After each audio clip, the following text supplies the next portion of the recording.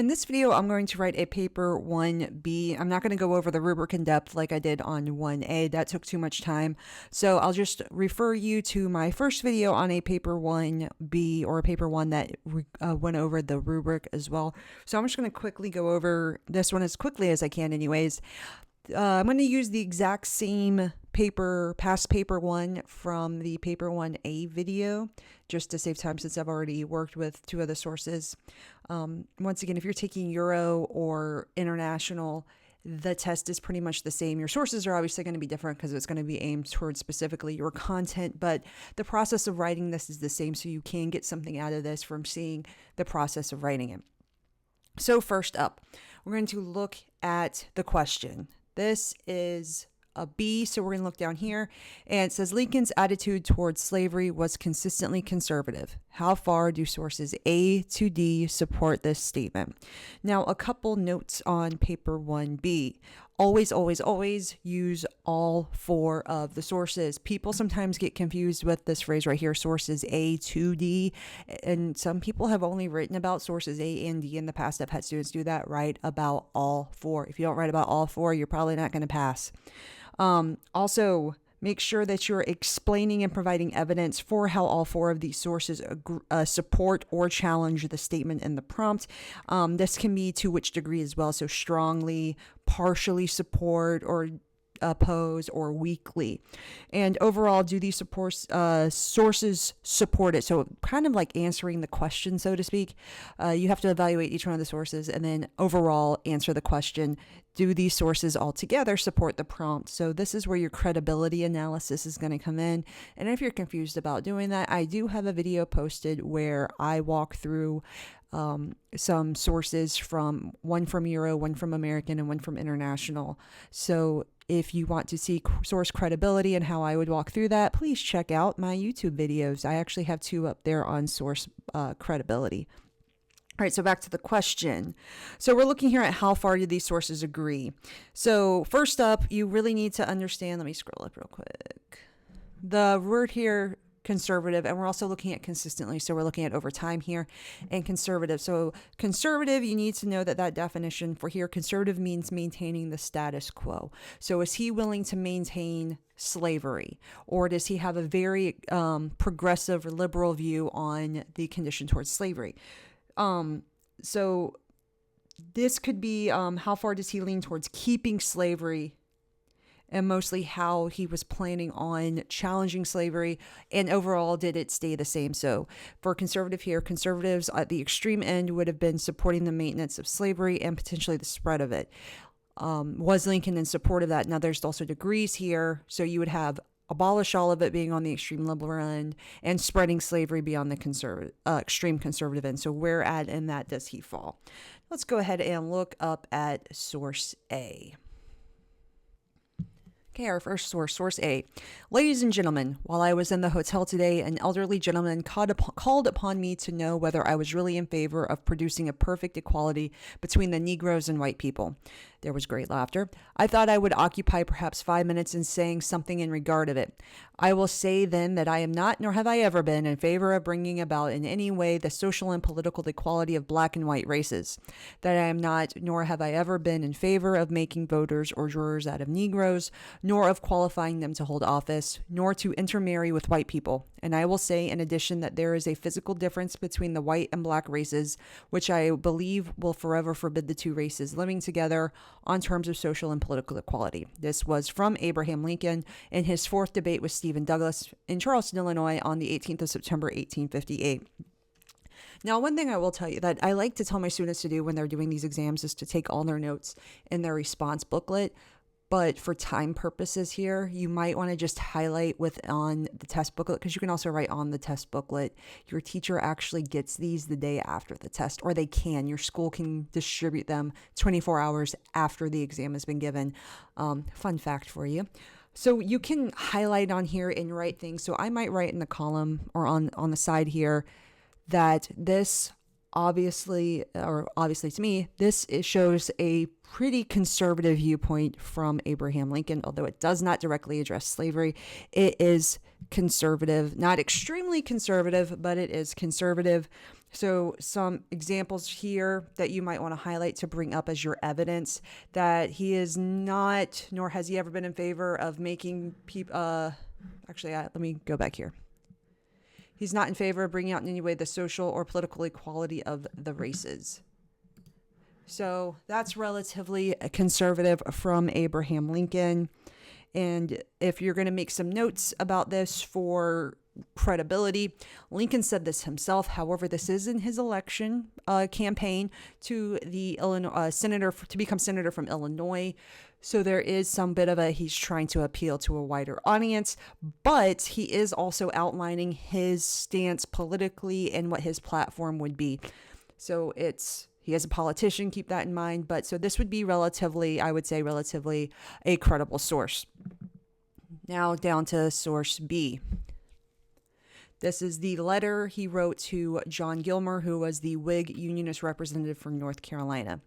Is it desired that I shall shift the ground upon which I have been elected? I cannot do it. I have no thought of recommending the abolition of slavery in the District of Columbia, nor the slave trade among slave states. On the territorial question, I am inflexible. It is the only substantial difference between us. You think slavery is right and not to be extended. We think it is wrong and not to be restricted.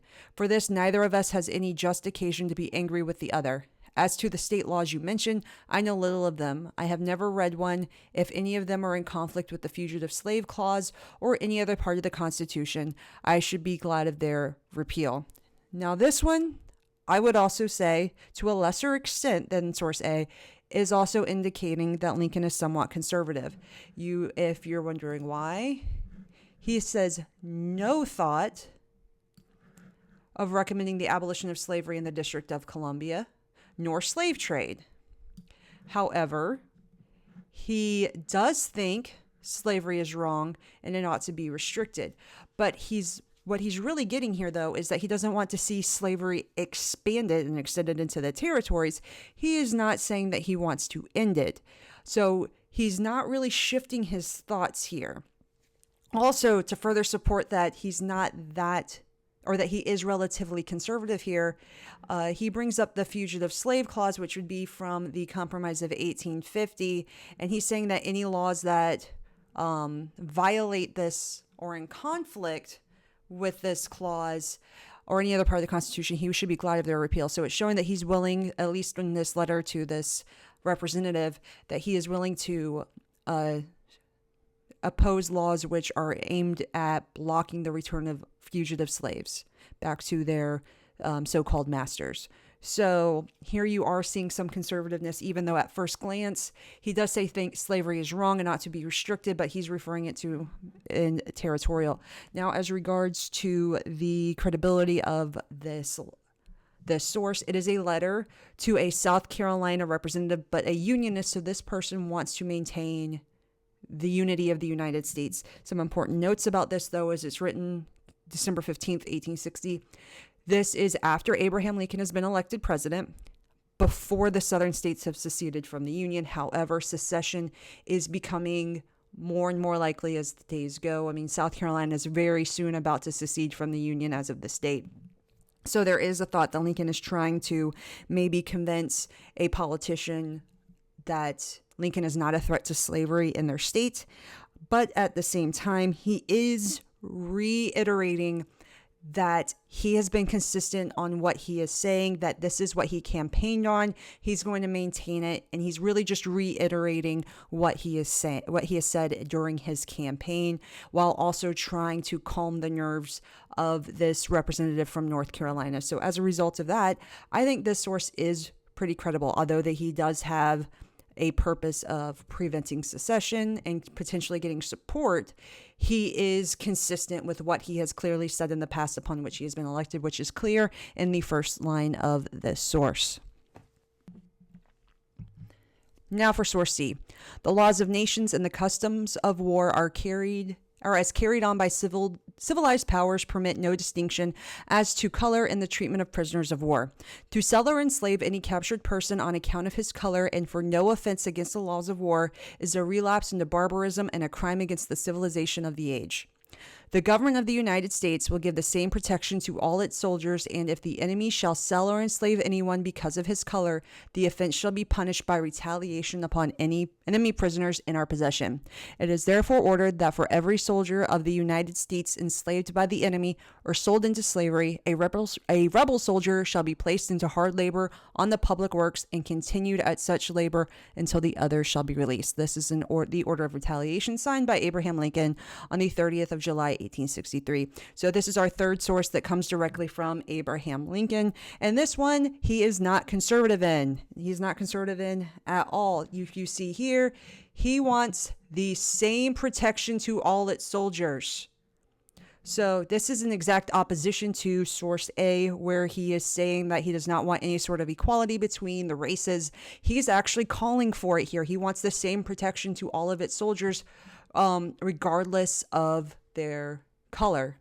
He is also here calling for rebel soldiers to essentially be placed into somewhat slavery for every American soldier that is enslaved or sold into slavery. So Lincoln's basically, retaliation's a perfect name for this. He's going tit for tat with them. If you enslave any of our soldiers, enemy prisoners of war, then we're going to do the same thing to yours. But if you also look here, that they're going to do this until the U.S. soldiers are released. So the ones that were put into slavery, if they're released, they'll stop doing this practice. So is this source credibly showing us a shift in Lincoln's opinions about slavery? I'm going to argue that this source is not credible if you're analyzing a Lincoln shift in attitudes, because this is a temporary order and nearing a time of war. It is an act of retaliation and is only saying we're only going to do this if you are going to continue your practices. So this doesn't really indicate Lincoln's shift in the thought about slavery. Remember, Lincoln actually, well, if those of you who are in U.S. should remember this, that Lincoln freed slaves or issued the Emancipation Proclamation not on the basis of the belief that slavery should end, but as a wartime measure. It was a measure intended to help the United States win the war against the Confederacy.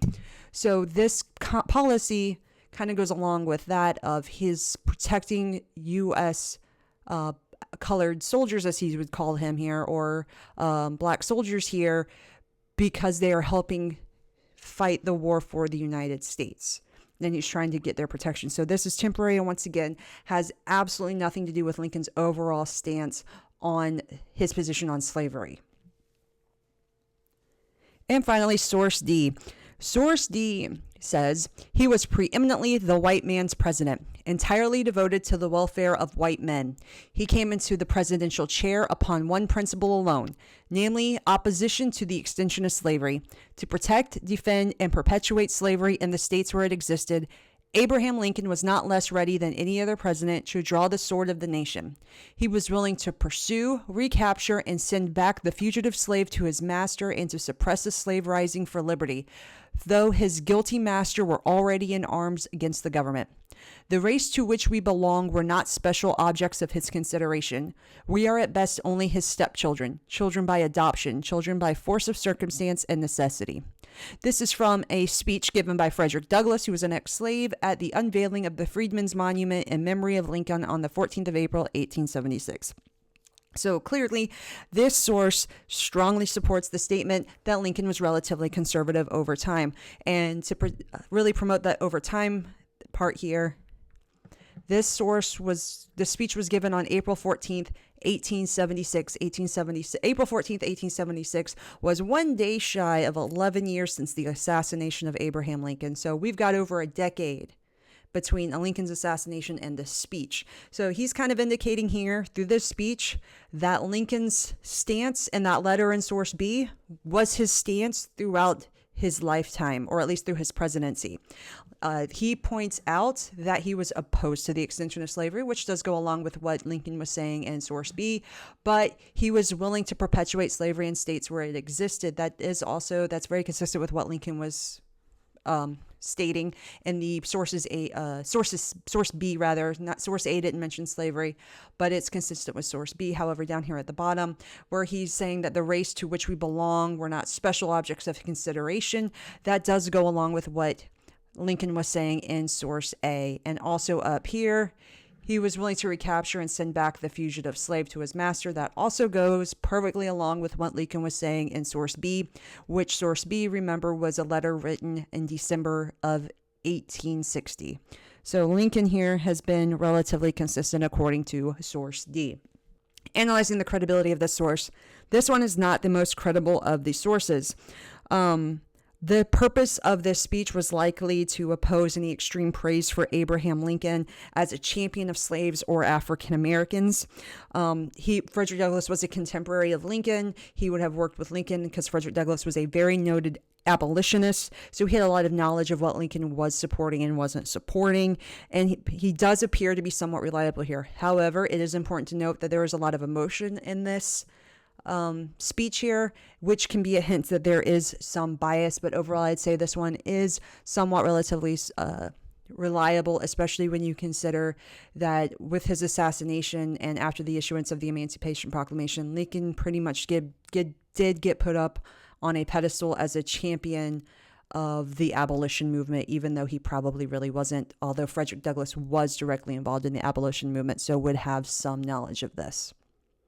Now let's go ahead and look at how I would write this out. Once again, remember, if you were doing this, I would have underlined things as you're writing it and made little notes in the columns. That way you know exactly what you want to write. So I might write supports, opposes, and then underline things that's going to show your support for it. Now, one thing I do want to show you before I actually get to my response is this right here. This would be useful if you have a situation where you have your sources that you might have two sources that support this prompt and two statements that oppose the prompt, or you have really weak credibility sources. So I would draw this little chart right here, and I do believe I did this in my earlier video as well. So I would draw this little chart here, and then you place your sources on it. If you have on the y-axis at the top, you have supports the statement. That would be from the prompt. And you have opposes the statement at the bottom of it. And then the credibility of the source, non-credible sources go on the left of the x-axis, and credible sources go on the right. Now, for our sources, I said A, D, and B were credible sources to some degree. So I'll go with source D since it's right at the line. It was the least credible of the sources, so it's close over here at the y, it's almost up against the y-axis as you see here, because it's not that credible. However, the source D really did support the statement as much as any of the other ones. Source A was more credible, but and also strongly supportive, so it goes up here.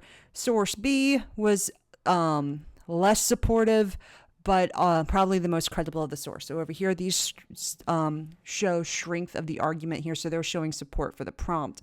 And source C opposes the statement, so that's why it's down here, down towards the bottom part of the graph. However, it's less credible if we're analyzing it as Lincoln's overall views on slavery because of the nature of the source. It's not as credible to assess Lincoln's stance, so it's further to the left here.